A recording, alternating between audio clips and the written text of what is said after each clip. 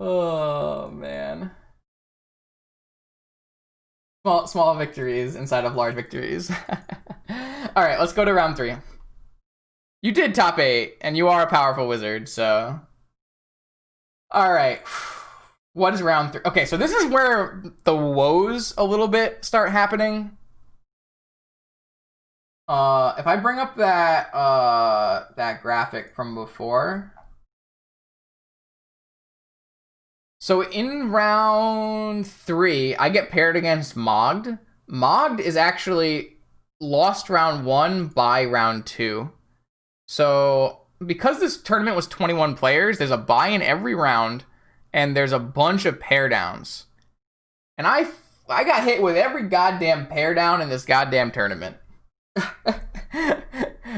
I got paired down, I got paired down, I got paired. So I got paired down versus Mogd, and I know what Mogd is gonna play. Mogd is a Hogaak pilot, and I don't think that Hogaak is a very good matchup for PO. I think it's okay, but I think that Hogaak has a lot of game against PO, and I also chose to play absolutely no hate cards. Really, I have like some creature removal, but yeah. So this is not a good pair down for me, but we'll see what happens.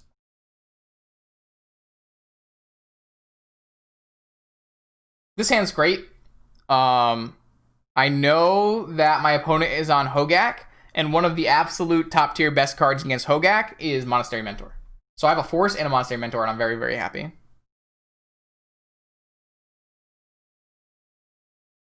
So I believe I get very lucky in this set of games. I think that Mogg misses a bunch. This is a perfectly great start for me. No Bazaar on turn 1, and I still can jam my Mentor on turn 2. I'm very, very happy about this start. Obviously, I played Underground Sea because I need this Misty to fetch a Tundra. I'm very, very, very happy about how this game starts from the PO side.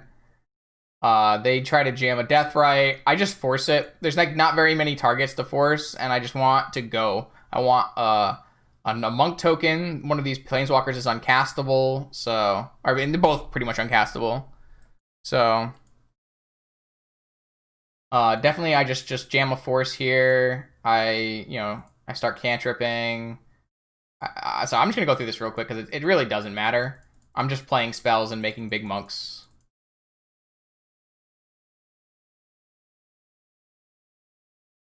So they get a Hogaak. I have a Teferi, and I had already spun a Mox to the top. I just play a Teferi, bounce the Hogaak, and murder my opponent. No, because the cool part about Hogaak is not a deck that you need a Bazaar to function. Like this hand is a very keepable Hogaak hand. It has a once upon a time to find a Bazaar, and then it also has it has a Wasteland and a turn 2 Hogaak. Like this is a turn 2 Hogaak hand, which is really good. So I do think that the opponent kept the correct hand. It just lined up really, really poorly versus my hand. So the jet was from the Ponder. So the Ponder went really well. The Ponder hit land jet, which was fucking great, obviously. Yeah. So that's game 1, which I was very, very happy to get. Game 2, we sideboard, and the sideboard plan is out with Trap, Lavinia, Opal. I can do this over here, I think. Here we sideboard out.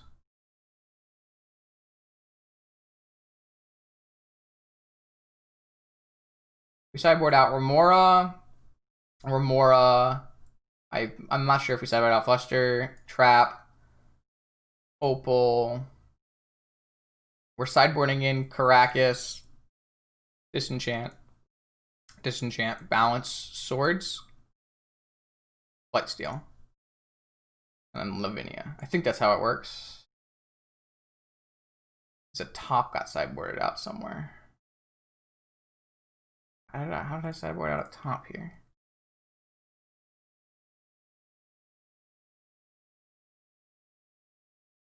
Did I bring in another card? Oh, I brought in Notion Thief. Okay, so I sideboard like this. Caracas bounces Hogaak and is another land. Disenchant kills Hogaak and Deafening Silence. Balance kills all their creatures. Swords kills all their creatures. Blightsteel is an unanswerable threat. They can beat a Blightsteel by going like wide, but they can't beat a Blightsteel going tall. And then Notion Thief stops their Bazaar. I think I want to try it. I'm not sure if it's like correct or not. Jake asks, is Lavinia good? No. I think Lavinia is only good if you are playing against Hollowvine. I don't think it's good versus Hogaak Vine. The only thing it's really stopping is Force of Vigor, and I don't think it's enough worth it. It doesn't really block very well. It only blocks... It's just not great. Alright, so that's how we sideboarded. And this game sucks. This game, they had a really strong draw, and like I have to force this Chalice so I can play my hand, but I don't have any follow-up. Lavinia is too slow to stop Hogaak, to stop Hollow One. It's just slow, guys. Like, theoretically, you could play a Lavinia and it will stop Hollow One and Hogaak because you don't pay mana. But on the draw, especially, I don't even put it on the play, I don't believe. It's just too slow. The card is 1 turn too slow or 2 turns too slow. Lavinia is an extremely hard card to cast on turn 1, and it is almost always needs to be cast on turn 1. And it could be wrong, like Hogaak isn't typically cast on turn 1, but the hollow ones typically are, so they're once opining on my turn to play around Force of Negation. So I have to force this here, and I have got garbage. They jam a Deafening Silence. There was a couple interesting. So this is the biggest decision I made in the whole game, and I just did not realize it. It's crazy to me, but this playing a Pearl here was actually the biggest decision of the entire game, and I did not realize it. You'll see why in a second. My idea is I'm going to end of turn Vamp on their turn and then play Tolarian Tinker for Blightsteel.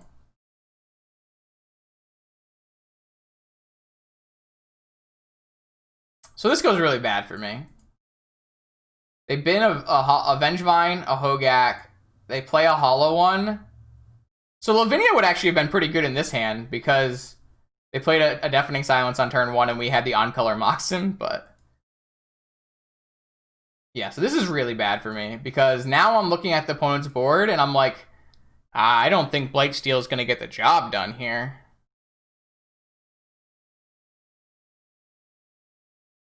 All right, so this is the choice I made in this game, and it's, can I tinker for Blightsteel or do I have to balance my opponent?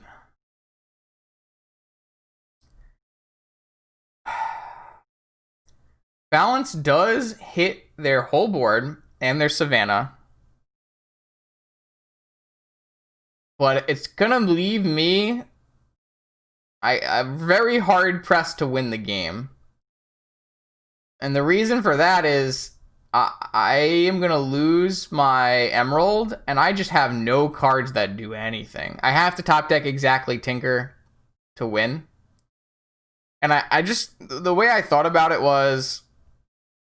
If I tinker for a Blightsteel, at least I have the option. So this is why the Pearl comes into play. I was like, if I tinker for a Blightsteel, then maybe I can draw a Balance or a Swords and win. And then I realized, because of Deafening Silence, I have to tinker away this fucking Pearl. Yo, Devin, thanks. Appreciate that.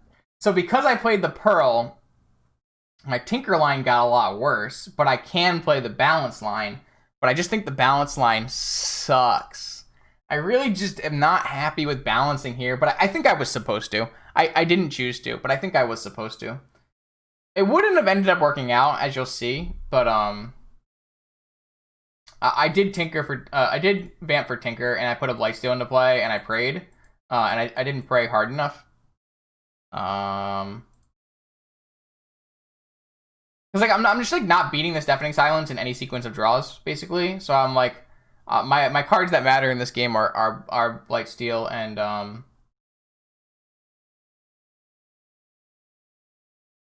Tinker. So my opponent would have gotten to keep a Bazaar, and they hit Rootwalla and just cast a Hogaak, and they murdered me. So I think I was supposed to balance, even though it sucked. But I think I chose poorly here. Yeah.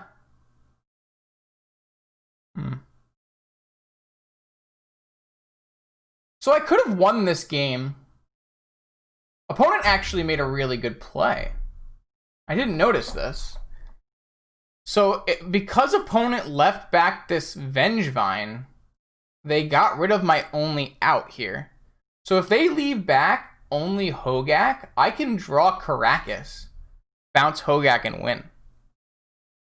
But because they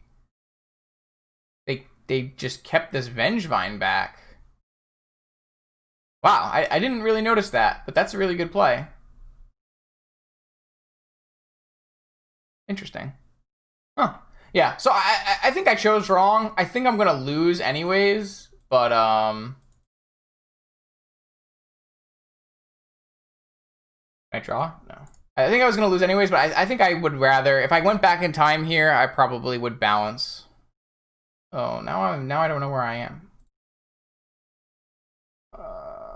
All right, so now we go to game 3, and I get pretty lucky in this game, I think. I mean, Mog's pretty good. Mog does pretty well with Hogaak. All right, so I have this hand, not a stellar hand by any means. Oh, yeah, I guess that's, well, yeah, I guess that's fair, Sama. I guess that's fair. Yeah, attacking with the Hogaak doesn't do anything because of the Blightsteel. I think it's just like interesting to point out that if opponent didn't have a Vengevine right there, I would have been able to draw Caracas and win. You're totally right, though. It's not like they chose not to attack. They were forced not to attack. So we can't give it to them. But I think the interesting point still stands. You're totally right, though. All right. So this hand is not great, but it's fine, and I'm going to keep it. Opponent is once upon on my turn to play around Force of Negation. I think that's incorrect. Because a PO player is very unlikely to play Force of Negation. There's only one PO pilot who plays Force of Negation, and that's is his name Peter? Banoop? The Snow PO deck.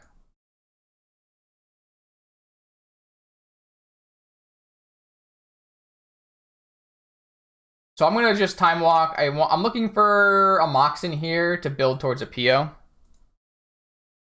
I of course hit a land, which is not helping me build towards a PO. How did I win this game? I'm so far behind right now. Do I like hit an Ancestral? I hit a Demonic Tutor. Okay. I played double Tundra so that I can play around Wasteland a little better.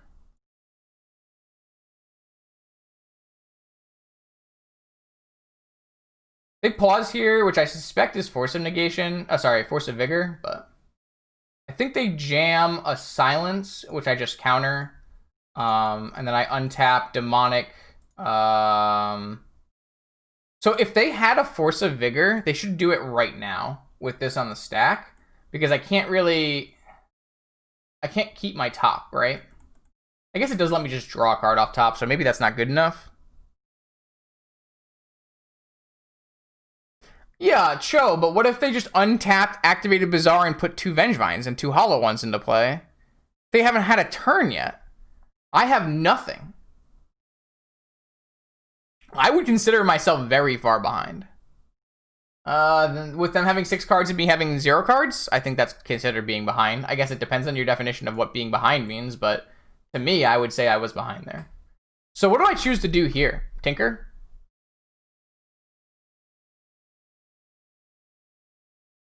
It's got to be Tinker, right? Or do I go for Ancestral? There's no way I go for Ancestral here, right? I might go for Ancestral. I think I go for Ancestral here. Let's find out. Yeah, I went for Ancestral. Interesting. I kind of like it.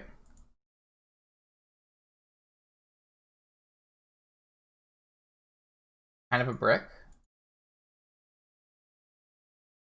Oh, yeah, I would not be balancing there.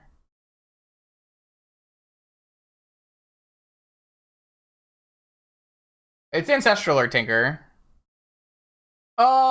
So the reason I left in Citadel and brought in Blightsteel is because I think I want the option to choose. I feel like there are a lot, because I am boarding 0 graveyard hate in this deck. A lot of the times a Blightsteel might not be good enough because I can't really stop them from putting creatures into play. And so I wanted to have, like, normally I don't like Citadel against this deck because it runs 4 Force of Vigor. I don't want my Citadel to be Force of Vigored. I will be very, very sad. So, but I used to, in a normal PO list, I if I have like Surgical Extractions or Tabernacles, I like to just bring in just Blightsteel and take out Citadel. But here I think you want to have the option.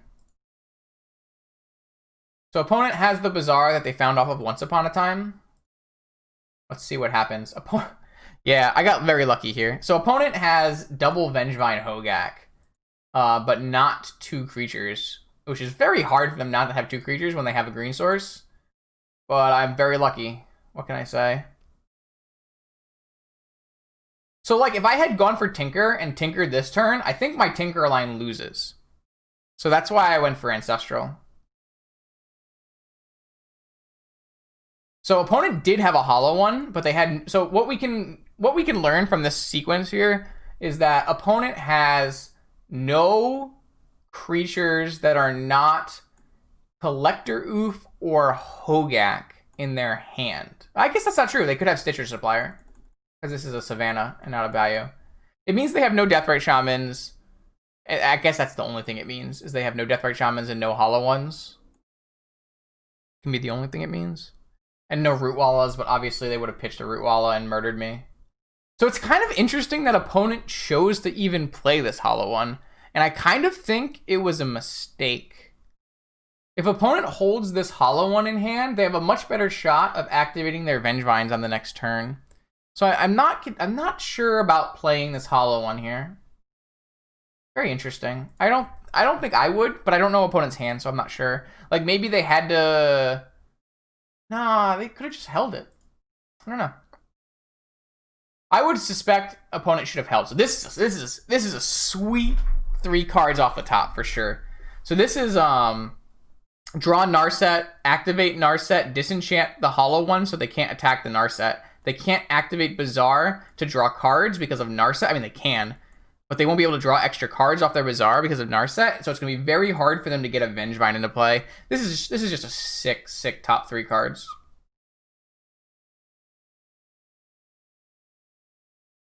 So play Narset, activate Narset before fetching. And this is exactly Disenchant is lit better than Fragmentize. Absolutely factual. Nah, that's just good deck building, Log. I couldn't remember if there was any reason for me not to play this Disenchant now or later. I chose to do later. I don't think it matters. No. They need to activate their Bazaar to find a card. I mean... Yes. So, a hand... So, they can have a hand here that turns in Vengevines through Narset. And the way they do that... No, they don't. There's no hand that can do that. They would have done it last turn. Yeah, there's no possible hand that can turn these Vengevines through a Narset. Or they would have killed me last turn. I think. Because if they have a Bayou and play Supplier, then they can't fetch for Dryad Arbor.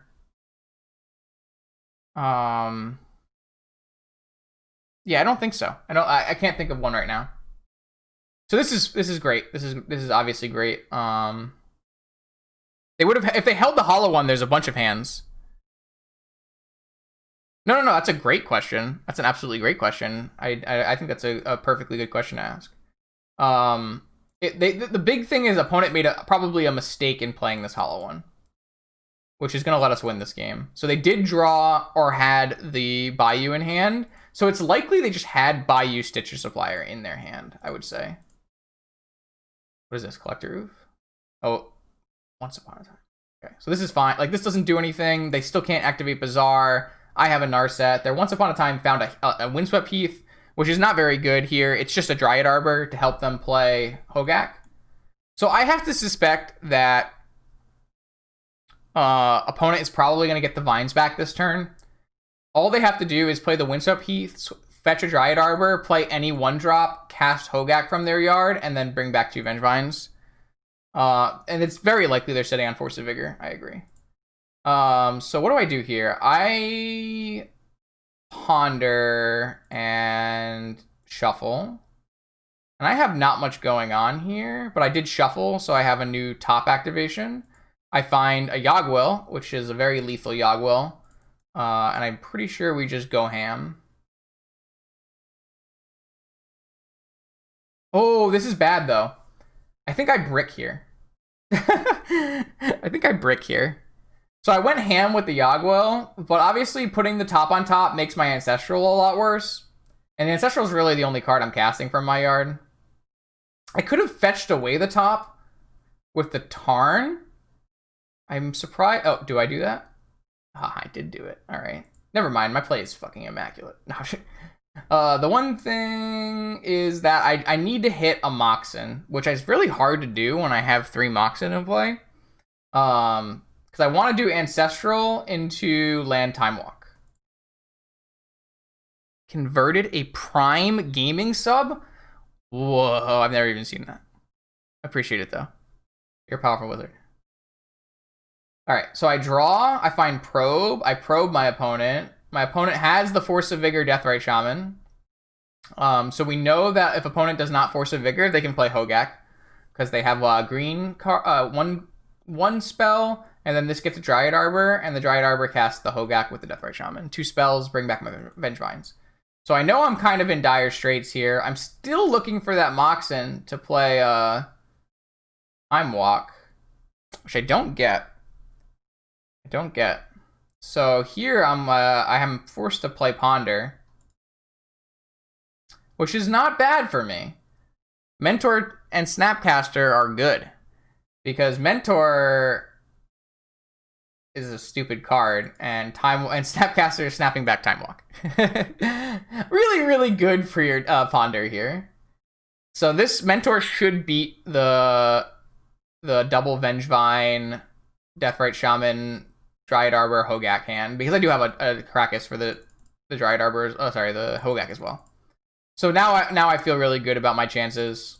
If opponent gets to first bring back the Vengevines kill the Narset, and then they get to activate their Bazaar to find another green card for Force of Vigor. And obviously, for getting Force of Vigor here is pretty important because it's gonna really constrict my mana, which it does. But they didn't hit it. So game.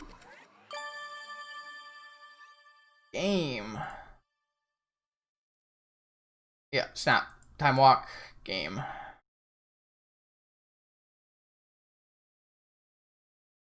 I thought they hit Force of Vigor here for some reason. I think they might have held the cards and then realized their mistake. Because they could have stopped me from... they couldn't have stopped me from doing this because their Force of Vigor cuts off 3 mana and I have 3 extra mana, so it's not a big deal. But I think what they were worried about was casting Force of Vigor and me having a paradoxical outcome to pick up all my cards in response. But the thing about that is, like, they're never beating a paradoxical outcome anyway. Well, if my only card is PO and I PO and they force in response, that's pretty good. So I can kind of understand why the opponent made the play they made. Don't think it's bad. I think it's fine. So here I just tutor for a PO, and then I vamp for, I don't even what I vamp for. I vamp for a mana crypt, I assume. And then I just go mana crypt, PO, Caracas, bounce the Hogaak, kill my opponent. Game's over. Don't even need the Caracas, to be perfectly honest. And then they did.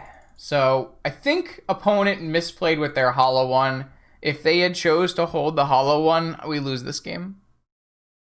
I don't think this matchup is actually good for PO. I think we got a little lucky here with how the opponent chose to take their lines. So, not bad, not bad. Now we're 3-0.